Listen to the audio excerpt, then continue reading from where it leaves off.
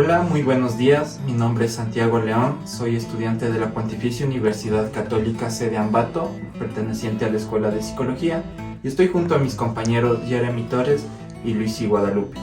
El tema que hoy vamos a tratar es sobre la adicción al alcoholismo, y para eso estamos con una gran profesional, la psicóloga Valeria Reategui.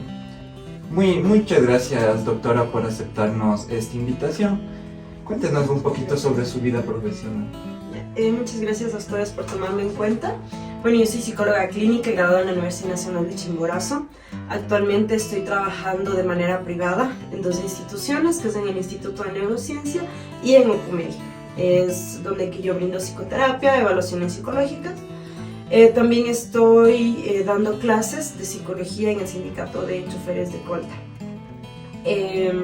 Eso, he realizado también trabajo o pasantías dentro de del Ministerio de Salud Pública, lo que es los centros de salud, hospital pediátrico, en el hospital también del IES, que es donde más se acoge bastante experiencia. Claro. Una vez más, muchas gracias por aceptar nuestra invitación y vamos a arrancar. El tema en general es la adicción al alcoholismo. Cuéntanos un poquito sobre cuál es la etiología de este tipo de adicción. Bueno, realmente para la adicción del alcoholismo de cada persona es de manera independiente. ¿Cuál es el origen de cómo ellos empiezan a consumir el alcohol? Hay varios estudios que mencionan que mientras más pronto sea el consumo del alcohol, mayor va a ser la probabilidad de que ellos se conviertan en alcohólicos o tengan una adicción con el alcohol. También muchos de los casos, bueno, hablaremos de hay casos generales, donde que son problemas familiares, dificultades con los padres, si es que son los de adolescentes, o incluso, por ejemplo, tuve un caso donde que su origen fue un dolor físico, que como no encontraba una ayuda, estar consciente le provocaba mucho dolor en las rodillas, y al consumir el alcohol completamente disminuía este dolor. Entonces este era el origen o cómo ocasionó que ellos empezaran. Es importante también tomar en cuenta el entorno social en el que las personas van creciendo. Si existe un padre alcohólico, si existe un hermano alcohólico, esa persona tiene una alta probabilidad de que se convierta también en una persona alcohólica. Al igual que el entorno con los amigos, por eso es importante dentro de los adolescentes poder enfocar con qué tipo de redes sociales, me refiero a un entorno social, está involucrado, porque si existen personas que tienen un consumo de alcohol, un consumo de tabaco, un consumo de drogas, ellos van a tener la necesidad de consumirlos para poder adaptarse a ese tipo de entorno o ser aprobado. Qué interesante, es decir que el entorno donde se maneja el individuo es bastante importante para este tipo de adicción. Es decir, si es que los amigos se puede decir, le invitan unas cervezas, mientras más temprano comience la persona, es decir que la adicción va a aparecer más pronto y más fuerte. Sí, pero es como una probabilidad, o sea, aquí hablamos un poco de porcentajes. Claro que aumenta la probabilidad, pero no por el hecho de que consuma desde un inicio va a decir, no, esta persona va a ser adicta, ¿no? Más bien es como una probabilidad de que hay un mayor riesgo. Pero aquí no solamente involucra los ámbitos sociales, sino también los biológicos, personales también, sobre todo el tipo de personalidad, la influencia de la familia, influencia de amigos y qué tanto la persona se deja influenciar. Entonces, claro, como dentro de la adolescencia uno empieza a formar su personalidad, existe un mayor riesgo de que ellos se vean involucrados en este tipo de acciones. Sí. Como siguiente pregunta tenemos, ¿cuál es la sintomatología de estas personas? Bien, para poder diagnosticar lo que es una dependencia del alcoholismo, hay que identificar también el síndrome de abstinencia. ¿De qué trata esto? Bueno, cuando una persona ya se convierte en alcohólica, tanto física y psicológicamente se vuelve dependiente a ella, es decir, va a necesitar consumir este tipo de sustancias, en este caso el alcohol o bueno, cualquier otro tipo de sustancia, y al momento de dejar de hacerlo, empieza a aparecer el síndrome de abstinencia, donde que empiezan sudoración, agitaciones, mareos e incluso puede llegar a tener alucinaciones en algunos casos. Entonces, claro, la persona va a tener esta ansiedad de no poder controlar eso y acude nuevamente al alcohol, ¿sí? Y va a saber que va a necesitar. Incluso hay personas que son alcohólicas que se podría decir que son de una mínima forma, en el que dicen, tengo que tomarme un whisky para esto, es que todos los días tengo que tomarme una copa de tal cosa, todos los días tengo que hacer esto, y el momento de dejarlo empieza esta ansiedad de que, uy, no, es que no me tomé esto, no puedo tomarme. Entonces ahí empiezan a ver ciertos rasgos. O sea, claro. Tipo pasivo, digamos. Exactamente. Obviamente que esos, como le digo, son casos que una persona dice, no, él puede tranquilo, pero es eso de que ya se convierte en una necesidad y parte de una vida cotidiana el consumir el alcohol. Eso puede agravarse, sí, con el tiempo, como puede mantenerse. Como digo, hay personas que los consideran que eso no es un problema, que ya es una costumbre, pero sí, se considera un problema porque existe una necesidad. Y al momento de tener una abstinencia aparece este síndrome donde aquí ya empieza la ansiedad, empieza la desesperación, incluso la sudoración, a veces hasta llegan con un trastorno de un pánico, algún episodio de un pánico, llegan a hospitalizarse por el hecho de que no pueden controlar. Claro que estos son ya en casos un poco más graves. Esto de la adicción también viene como una enfermedad comórbida, también podría ser con esto de la ansiedad. Sí, realmente... Y depresión tal vez, para algunas personas que lo toman por depresión. Claro, eso también incluso puede ser parte de la etiología, el hecho de la depresión y no sentir el dolor. O sea, es como que muchas personas, muchos alcohólicos o personas drogadictas nos dicen que al momento de consumir sienten paz, sienten tranquilidad y se pierden del mundo y ya, porque les gusta más ese estilo de vida que el hecho de enfrentar sus problemas, de enfrentar su dolor, tanto físico o emocional. Entonces eso también afecta. Y siempre es importante dentro de un alcohólico, se trabaja mucho, no es que uno coge y dice, ¿sabes qué? Eres alcohólico, vamos a trabajar, se te quita el alcohol y se te obliga a que ya lo dejes, y no, eso se lo hacía a veces antes, hace muchos años. Ahora lo que se trabaja es buscar el fondo del por qué esa persona empezó a consumirlo. Porque empieza ya al inicio, es como una necesidad de eliminar un dolor, y después, claro, el cuerpo empieza pendiente, porque ya se acostumbra a este tipo de sustancia que está dentro del cuerpo. Bueno, y como siguiente pregunta tenemos, ¿cuál es el público más propenso a tener adicción al alcohol? Ya. Bueno, los pacientes que están dentro de los alcohólicos anónimos o pacientes que van ya a consulta varían entre los 20 y 39 años. Relativamente son personas jóvenes adultas. La mayoría de ellos sí existe un consumo cuando son menores de 15 años. Hay una mayor probabilidad de que exista un problema de alcoholismo si es que empieza su consumo mucho más antes. Pero eso no quiere decir que es de forma general, porque realmente algunos empiezan un poco más antes, después también, que si yo consumieron a los 25 años y a los 39 ya se les diagnostica como alcohólicos anónimos. Entonces varía mucho, pero este es el rango de edad en el que más hay pacientes. Ajá. Continuando con las preguntas de la profesional aquí presente, la siguiente pregunta es, ¿qué tipo de tratamiento sería el adecuado o qué tratamiento utilizó para esta adicción?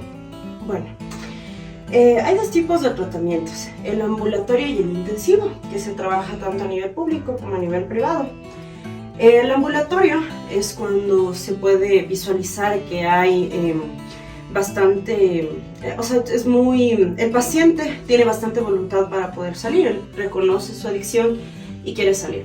Obviamente que dentro del ambulatorio el paciente va a ir a terapia tal vez una vez a la semana, 2 veces a la semana, donde que se hace un control. Pero aquí es bastante importante el acompañamiento familiar, ya sea de una esposa, de un esposo, de los padres o de los hijos incluso, para controlar que no exista un consumo de alcohol. Aquí se corre el riesgo de que vuelva a una recaída muy pronto. Claro que para dar el ambulatorio es importante ver si es que el nivel de gravedad de la adicción es bastante o realmente es mínima, es algo leve que pueda el paciente tratar de controlar ya con su voluntad.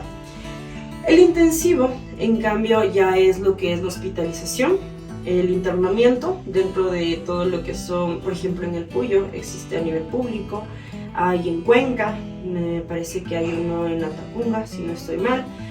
Son donde que ya los pacientes se internan, pierden todo tipo de contacto con su entorno.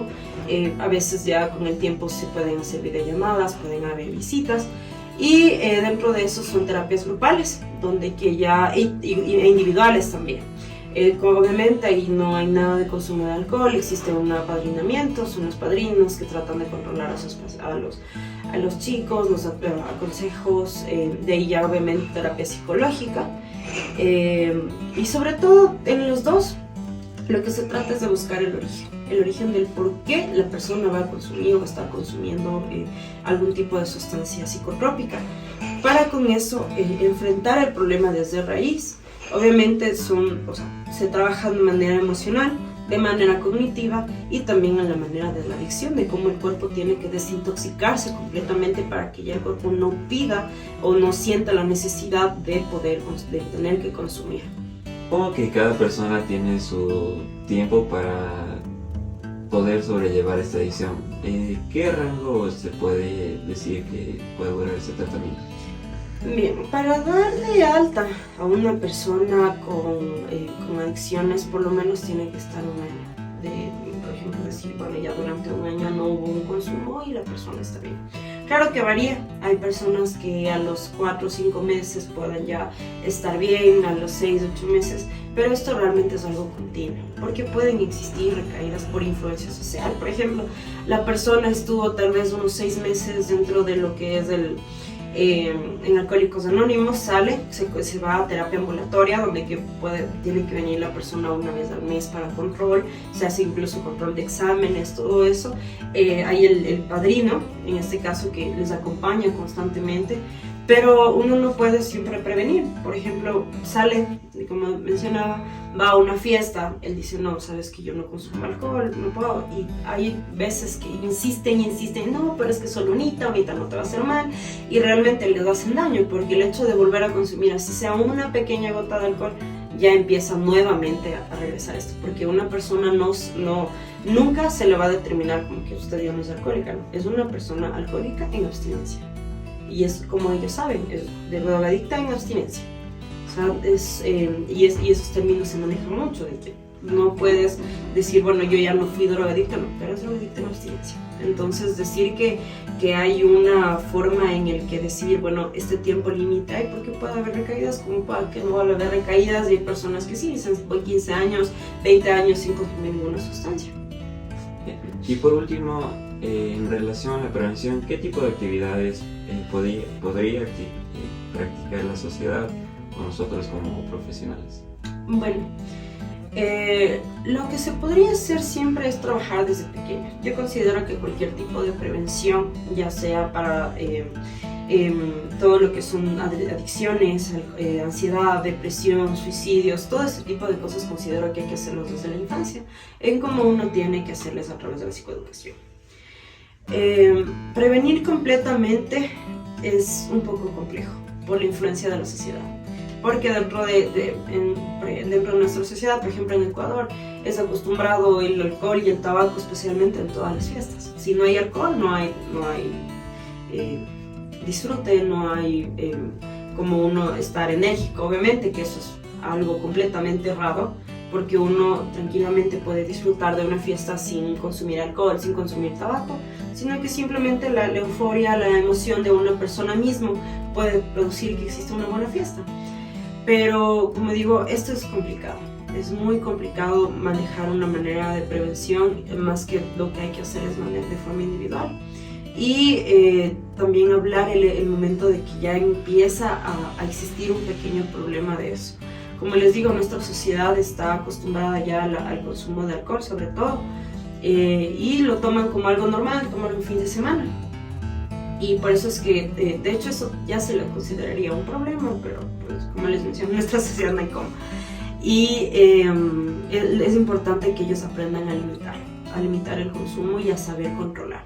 Que el momento en que tú pierdes el control de este tipo de consumo es cuando ya existe un problema muy grave.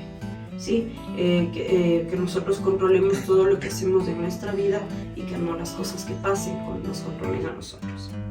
Eso de manera de prevención, y como siempre las campañas tratar de capacitar a los niños, a los adolescentes, las consecuencias que trae el hecho de consumir, porque a largo plazo existen todas las consecuencias a nivel físico, enfermedades, hepatitis, con el tabaco, cáncer al pulmón, cáncer al estómago también se da, o sea, hay muchos problemas, incluso se puede afectar al sistema nervioso, el cerebro puede dejar de funcionar completamente, entonces son todas las consecuencias que considero que, por lo menos un poco asustándoles a las personas de manera preventiva, tal vez puedan ellos controlar y evitar también. ¿Sí? Porque las consecuencias, incluso hasta hay accidentes, la mayoría de accidentes se producen por estar en estado etílico, por haber consumido alguna sustancia, sobredosis, entonces sí es importante como que dar a conocer todas las consecuencias para que ellos tomen precauciones. Desde adolescentes, considero yo, y también a los padres de familia, para que se eduquen y sepan identificar cuando un hijo o una persona esté consumiendo ya hay un problema. Bueno, eso sería todo. Muchas gracias, doctora. Y gracias a ustedes por la ayuda.